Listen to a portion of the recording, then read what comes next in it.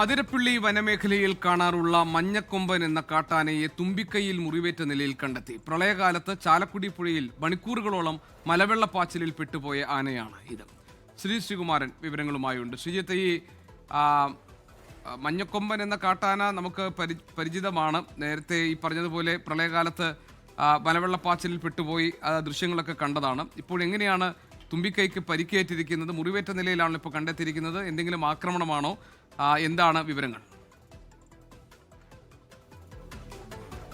ഏറ്റവും ഒടുവിൽ നമുക്ക് അവിടുന്ന് പ്രാദേശിക പ്രതിനിധികളിൽ നിന്നും അതുപോലെ തന്നെ വനംവകുപ്പ് ഉദ്യോഗസ്ഥരിൽ നിന്നും മനസ്സിലാക്കുന്ന വിവരമനുസരിച്ച് ഈ മഞ്ഞക്കൊമ്പൻ എന്ന് പറയുന്ന കാട്ടാനയ്ക്ക് മദപ്പാടാണ് ഈ സമയം അതുമായി ബന്ധപ്പെട്ടുണ്ടായ മുറിവാണ് എന്നാണ് മനസ്സിലാക്കുന്നത്. എന്തായാലും ഈ പാലപ്പള്ളി മേഖലയിലാണ് ഈ കാട്ടാന ഇപ്പോൾ ഉള്ളത്. അതിരപ്പള്ളിയിൽ നിന്ന് ഏതാണ്ട് ഒരു 30 കിലോമീറ്ററോളം ഉൾപ്രദേശത്താണ് ആ കാട്ടാന ഉള്ളത്. കഴിഞ്ഞ ദിവസം ചില വനപാലകരും പോലീസ് ഉദ്യോഗസ്ഥരും പകർത്തിയ ദൃശ്യങ്ങളാണ് നമുക്കും ലഭിച്ചിട്ടുള്ളത്.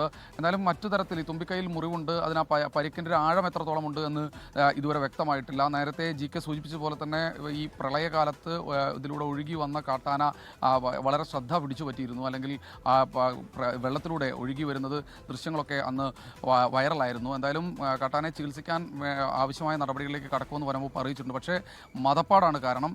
എന്തായാലും ഇപ്പോൾ നിലവിൽ അക്രമാസക്തനല്ല ഈ കാട്ടാന എന്ന് പറയുന്നു. പക്ഷേ മദപ്പാടിലായതിനാൽ അതിനടുത്തേക്ക് പോകുമ്പോൾ സൂക്ഷിക്കണമെന്നാണ് നാട്ടുകാരോടും അതുപോലെ തന്നെ ഈ പ്രദേശവാസികളോടും വനംവകുപ്പ് ഉദ്യോഗസ്ഥർ പറഞ്ഞുകൊണ്ടിരിക്കുന്നത്.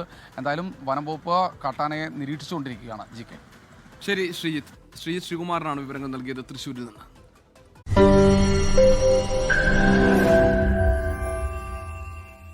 ലോകത്തെവിടെയായാലും ഏത് സമയത്തും 24 വാർത്തകളും ഓഗ്മെന്റഡ് റിയാലിറ്റി പാക്കേജുകളും എക്സ്പ്ലെയിനറുകളും വിശദമായി കാണാൻ ഞങ്ങളുടെ YouTube ചാനൽ നിങ്ങൾക്ക് സബ്സ്ക്രൈബ് ചെയ്യാം.